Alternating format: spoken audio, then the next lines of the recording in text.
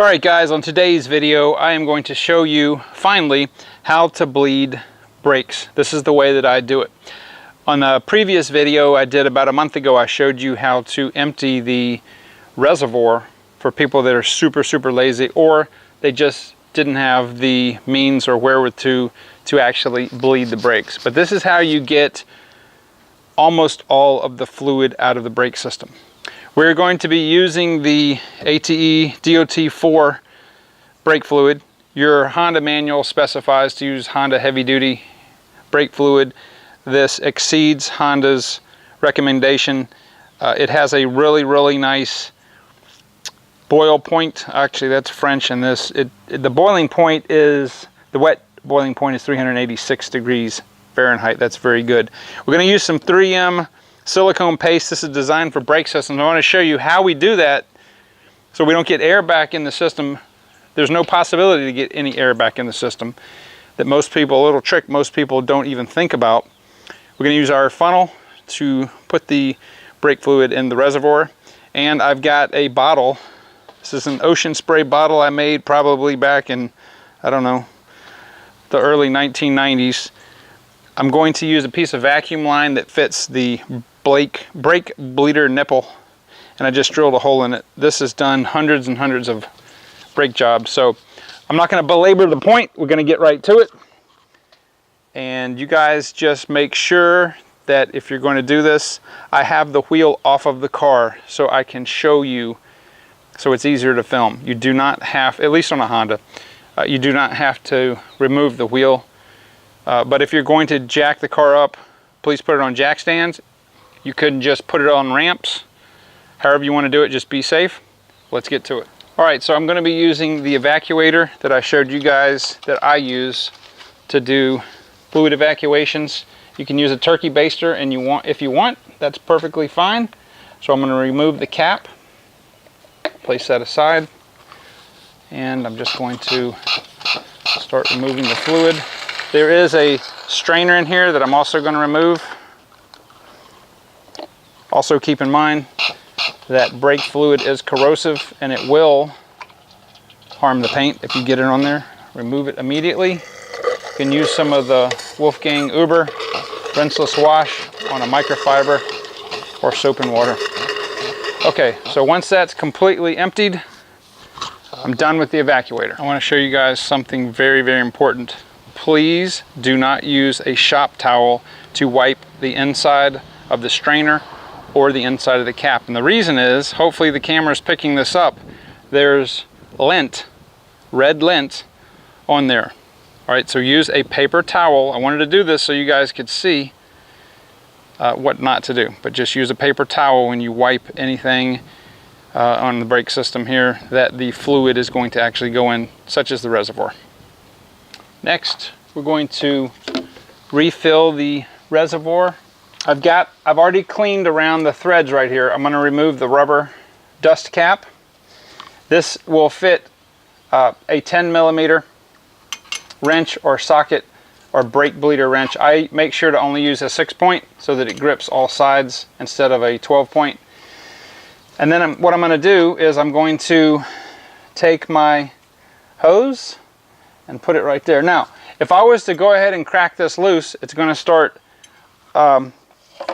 having some brake fluid come out. But what I want to do, which is what I do differently, is I'm going to take some of this silicone paste and I'm going to put it around the threads.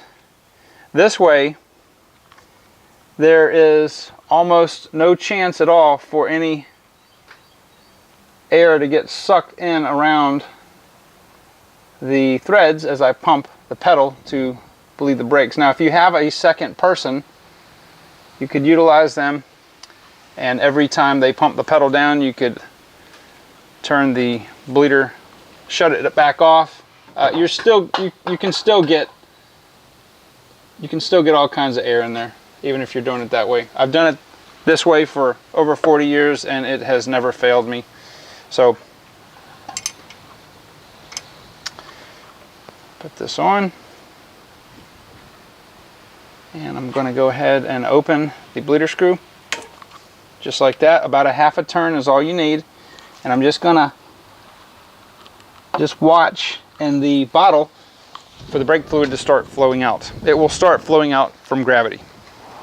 All right, you can see the brake fluid flowing out right now into the bottle. The reason I do this first is so that the hose fills up completely with fluid, and when I go to pump the pedal, which will speed this up, it will not allow any air to come back in the system.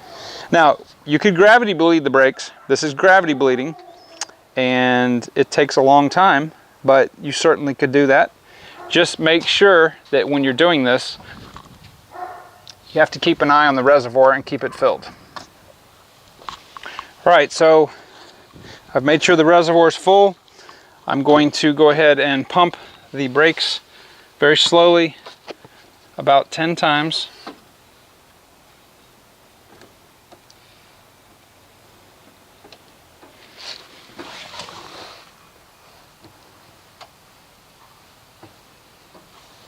Okay, now I'm going to check my reservoir, and it's down more than half, so I'm going to go ahead and refill the reservoir. At this point, I'm also going to tighten the nipple back up. Make sure not to over tighten, it just needs to be snug. Alright, so after I've refilled the reservoir, I'm going to remove the bleeder hose and the wrench. I'm going to go ahead and clean off the nipple. This is actually the bleeder nipple. And then I'm going to return the dust cap to the front, and I'm done with this side. So I'm going to move around to each wheel, and I'm going to show you guys, I don't need to show you how to do the other side, but I will show you one of the rear ones when I get to that. Alright, so I've got both of the front wheels bled. I'm going to do the rear, and I'm going to remove, just like I did before, the dust cap off the bleeder nipple. I'm going to place the wrench on here, and we will loosen it just like that. Now there will always be some air initially come out. You'll see some bubbles, but that is just because of the air in the line. Gravity bleeding is a great way to do brakes. It's not the only way, but as you can see, there's some bubbles coming up, and I'm just going to let this sit here for a couple of minutes before I'm going to give, since this line is further away from the reservoir, I'm probably going to do about 20 to 25 depressions on the brake pedal on each side. Now there's different schools of thought about you should start from the furthest caliper. Some manuals say start from the nearest. Just get it done. All right, now again, as I said in the front of the video, this will probably get out 95% of the fluid. There is some fluid in the ABS module that we will not be able to get out. That usually requires a diagnostic scan tool to activate the ABS to bleed it, and it's just not something that's in the scope of most people. But if you do this is what I've been doing on my Jetta for 20 years. And every car I've ever had, I've never had to, as long as I've had it and maintained the brakes, I've never had to do any sort of caliper replacement or anything like that due to corrosion from the brakes. So after this is done, we'll be back. All right guys, after you have completed all 4 wheels of bleeding your brakes, you should have a nice, stiff, firm pedal.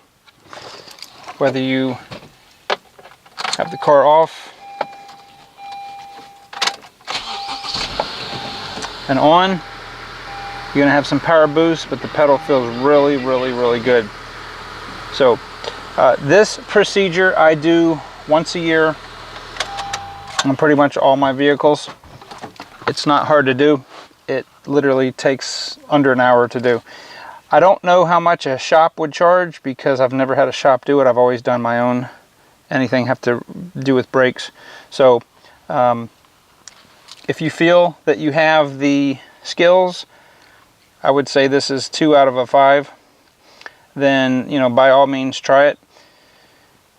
I'll put a link down in Amazon to where I got the DOT4 brake fluid and also the 3M silicone paste. That really does help. If you've got calipers that have a lot of rust on the bleeder nipple, sometimes that helps to seal it. But on one of the wheels I was having a little bit of trouble because the brake bleeder nipple was moving around and it was letting air in, so I just put extra amount of silicone paste around there and it sealed the leak, no problem. This pedal feels better than when I got the car new. So I don't know how they do it at the factory. They do use a vacuum bleeder method. It's automated, but nothing beats doing it yourself, doing it right. So guys, I appreciate your viewership. If this video was helpful, if you have any comments, if you'd like to see any more mechanical type videos, just leave me a comment. If you haven't subscribed, please do so, and I will see you on the next video.